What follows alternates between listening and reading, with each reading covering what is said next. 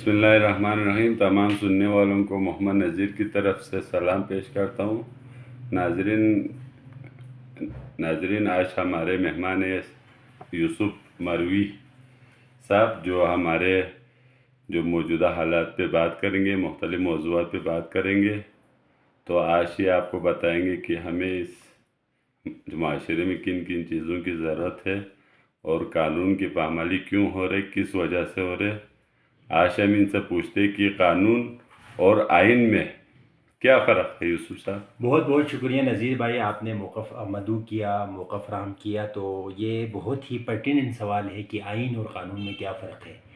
تو میری نظر میں آئین وہ گورننگ ڈاکیومنٹس ہے، وہ اصول ہے، وہ ضوابط ہے جو کاروبار حکومت امور سلطنت چلانے کے لیے ضروری ہے۔ مثلا آئین میں ہم بڑی بڑی باتیں کرتے ہیں کہ گورنر کے کیا اختیارات ہوں گے، سپریم کورٹ کے کیا اختیارات ہوں گے، صدر کے کیا اختیارات ہوں گے، وزیر اعظم کے کیا اختیارات ہوں گے۔ اور جہاں تک قانون کا تعلق ہے، بہت لمبی بات ہو جائے گی، لیکن میں دو قانون کی طرف اشارہ کروں گا۔ ایک ہوتا ہے کرمنل لا، جس میں فوجداری مقدمات جتنے بھی ہے اس کے لیے CRPC جسے کہتے ہیں، criminal procedure code of criminal procedure, ضابطۂ فوجداری، جس میں قتل اس طرح کے مقدمات ہوتے ہیں، اس کے قوانین الگ ہے۔ اور دوسرا ہے سول پروسیجر، جس میں ضابطۂ دیوانی کہا جاتا ہے، اور اس میں زمین تنازع جو بھی ہے اس طرح کے ہوتے ہیں۔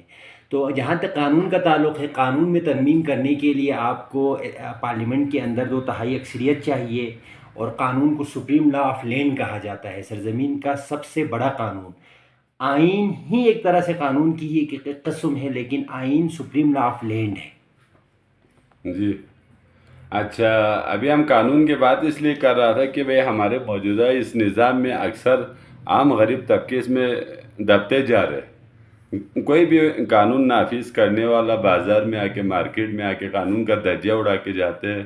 مثال کے طور پر چاہیے کسی دکاندار کے اوپر فوڈ انسپیکٹر جرمانے لگاتے ہیں، یا مطلب کسی عام غریب کو غیر قانونی چالان کر کے اس سے پیسہ نکالتے ہیں، یا کسی کا گاڑی روک کے اس سے زبردستی غیر قانونی جرمانے لیا جاتے۔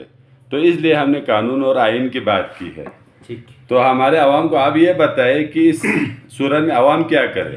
بالکل جی، قانون میں آئین ہی کچھ نہیں ہے، جس میں جو پاکستان کی کانسٹیٹیوشن میں جو 1956 میں پاکستان کا پہلا کانسٹیٹیوشن بنا، حالانکہ ہم نے بہت تاخیر کی، انڈیا نے اپنا کانسٹیٹیوشن 1949 میں بنا لیا تھا، تو اس کے بعد وہ ایبریگیٹ ہوا ایوب خان کے دور میں، 58 میں ماشاء اللہ لگا، پھر 1962 میں پاکستان کا دوسرا آئین بنا، اور اس کے بعد 1973 میں پاکستان کا تیسرا آئین بنا، جو کہ آج تک نافذ العمل ہے۔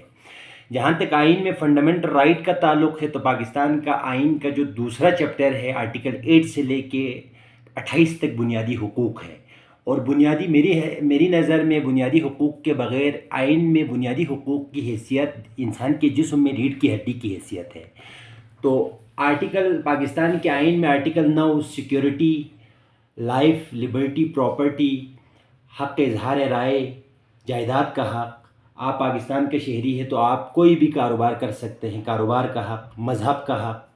اور بڑا انٹرسٹنگ ہے جی آرٹیکل 10، جس میں ایکوالٹی بیفور لا، قانون کی نظر میں ہر کوئی ایک ہوگا، اگر کوئی جرم کرے گا، ملزم ہوگا، تو اس پہ جو FIR درج ہوگا 24 گھنٹے کے اندر اس کو مجسٹریٹ کے سامنے پیش کیا جائے گا۔ اس کے بعد آرٹیکل 10A ہے، رائٹ ٹو فری ٹرائل، جو 18 امنڈمنٹ کے بعد 10A کا جو اضافہ ہوا۔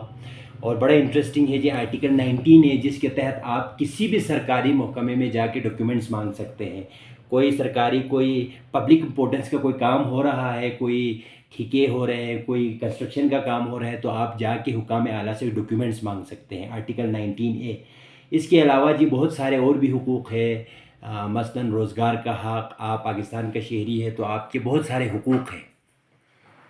حقوق تو ہے، لیکن میں نے ابھی آپ سے پوچھا نا، ہمارے جو غریب طبقے ہیں اس قانون کے نیچے دبتے جا رہے۔ جیسے کہ میں نے ابھی آپ سے پوچھا کہ کوئی عام پولیس والا بھی ہے، یہ پولیس افسران، یہ سپاہی ہے، کیا ان کو پتہ نہیں یہ سارے قانون ہم پہ لاگو ہے؟ یہ ہونے کے باوجود میں یہ بازار میں ہاتھ چپیر غیر قانونی طور پر کس طرح جماعت ہے؟ بالکل مناسب سوال ہے جی۔ اس کی بنیادی وجہ نذیر بھائی، ہمارا جو آئین میں بہت سارے سقم موجود ہے، جس کو لوپ ہولز کہا جاتا ہے، جو آپ کا پولیس رول ہے، سول سروس ہے، یہ سارا برطانیہ کی جب ہم نو آبادیات کا حصہ تھے، ہم غلام تھے، تو برطانیہ کی اس غلامی کے دور میں پولیس کو جس طرح رکھا گیا، آج بھی ہمارے پولیس کے اندر، سول سروس کے اندر، دوسرے تیسرے محکموں میں وہ ریفارمز نہیں آئے۔ اس حوالے سے میں ایک کتاب ریکمنڈ کرنا چاہوں گا، عشرت حسین صاحب کی گورننگ دی انگورنیبل کتاب بہت پرٹیننٹ ہے، ہر نوجوان کو پڑھنا چاہیے، کہ اس سے ہمیں یہ پتہ چلے گا جو پولیس جو آج بھی 2024 کے اندر ہم وہ کولونیل پولیسنگ کے وہ اس طرف ہے، ہمیں ماڈرن پولیسنگ کی طرف آنا پڑے گا۔ ہمیں پولیس محکمے میں پولیس نوجوانوں کو ہمیں ٹریننگ کرنی پڑے گی، ان کو آئین کے حوالے سے لیکچر دینے پڑیں گے، اور ماڈرن پولیسنگ کی طرف آنا پڑے گا۔ اور ہمارے بہت سارے سیڈیشن کے قانون ہیں، بغاوت کے مقدمہ، ڈیفیمیشن کے قانون ہیں، بہت سارے ہیں جو برطانیہ کے غلامی کے دور کے قانون ہیں، تو ان میں ریفارم جب تک نہیں آئے گا، آپ جو سوال کر رہے اس کا کوئی حل نہیں ہے۔ ریفارم تو وہ ترقی یافتہ ملکوں میں مطلب آئے گا، پاکستان تو ایک اچار مطلب وہ حکومت بنا ہوا ہے، غریب جس میں غریب پستے جا رہے ہیں۔ ٹھیک، تو ایسے میں جو ابھی آپ نے جو قانون کے بارے میں جو آپ نے بتایا بالکل ٹھیک بتایا، وہ فی الحال ہمارے مطلب علاقے کے لیے یا ہمارے ملک کے لیے یہ اس وقت بہتر نہیں ہے، کیونکہ ہمارے علاقے میں یہ قانون نافذ کرنے والا خود قانون کی دھجیاں اڑاتے ہیں۔ بالکل صحیح بات ہے۔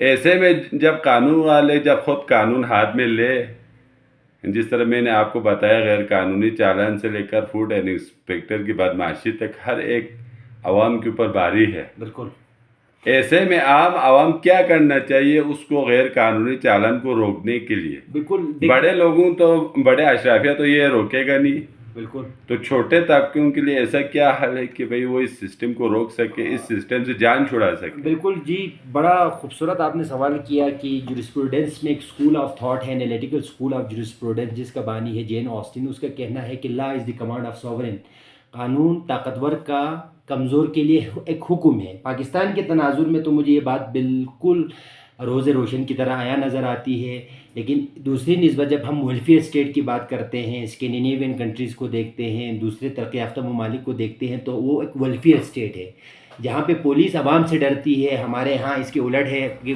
ہم پولیس سے ڈرتی ہے، ٹھیک۔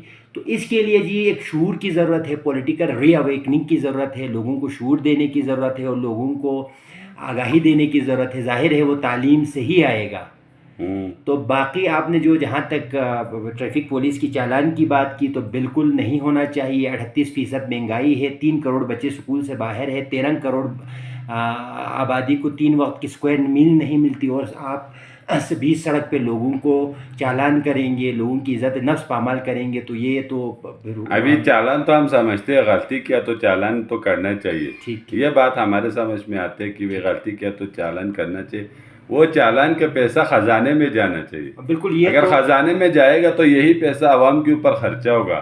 اگر پولیس والے اپنے جیب میں اگر ڈالتے رہے گا تو اگر ڈالے گا تو ایک دور آئے گا یہی سب سے بڑا مافیا بن جائے گا، اور مضبوط ترین مافیا بن جائے گا۔ بالکل، ہمیں سب سے پہلے اسی کو روکنا چاہیے۔ بالکل۔ آپ آرٹیکل 19A جو میں نے پہلے آپ تذکرہ کیا، 19A کے تحت یہاں جا کے ٹریفک ڈی آئی جی سے آپ ڈاکیومنٹس مانگ سکتے ہیں، اور انشاءاللہ ہم مانگیں گے کہ یار یہ آخر یہ پیسہ جو آپ چالان کے مد میں، جرمانے کے مد میں ہے، یہ آخر کس کھاتے میں ہے، تو ہم ضرور پوچھیں گے۔ یہ جرات ہونا چاہیے کہ بھئی ایس پی کے پاس جا کے پوچھے یہ پیسہ کہاں ہم جا ضرور رہے پوچھیں گے، اور خزانے میں جا رہے یا کدھر جا رہا ہے۔ اگر خزانے میں بھی جاتا ہو تو عوام خود اس کو جمع کرے، کسی پولیس والے کو حق نہیں ہے، کیونکہ کسی قانون میں نہیں لکھا ہوا ہے کہ مطلب ٹریفک پولیس والے کے ہاتھ میں آپ پیسہ دو، پولیس والے کے ہاتھ میں آپ پیسہ دو۔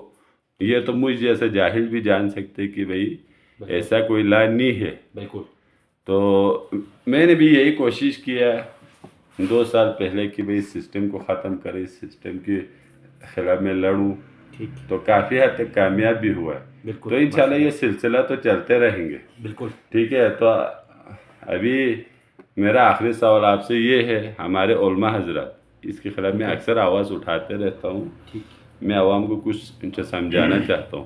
بالکل، تو ابھی آپ یہ بتائیے، علماء ہمارے جو وزیر اعلیٰ آتے ہیں، گورنرز آتے ہیں، جو بھی منسٹر آتے ہیں، وہ مرکز میں جاتے ہیں۔ بالکل، علماء کا سیاست میں ایسا کیا کردار ہے کہ بھئی وہ سیاست میں یہ جو ہمارے وزیر اعلیٰ ہے، گورنر ہے، منسٹر وغیرہ ہے، صوبائی حکومت ہے، ان سے بات کر سکے؟ کیا ہے مطلب ایسا کوئی فیوچر ہے ہمارے علماء کے پاس کچھ ایسا سسٹم ہے کہ جو وفاق سے بات کر سکے، ہمارا سسٹم درست کر سکے.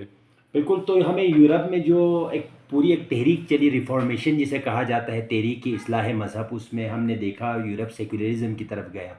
تو آپ کا سوال یہ ہے کہ کیا علماء کا سیاست میں کیا کردار ہونا چاہیے؟ اگر کردار ہے تو یہ صحیح ہے، غلط ہے؟ تو یہ بہت لمبی بات ہو جائے گی. حسین حقانی کی تو کتاب موجود ہے، Pakistan between mosque and military. تو انشاءاللہ یہ اگلی نشست میں ہم اس پہ سیر حاصل بحث کریں گے. ٹھیک ہے یوسف صاحب، آپ کا بہت بہت شکریہ. بہت شکریہ. جن باتوں نے جس قانون پہ آپ نے نظر ثانی کی اور عوام کو بتانے کی کوشش کی، تو انشاءاللہ اگلے ویڈیو میں ہم اس سے بھی اچھا کر کے بہت شکریہ. عوام کی رہنمائی کریں گے. بہت شکریہ. والسلام. بہت شکریہ.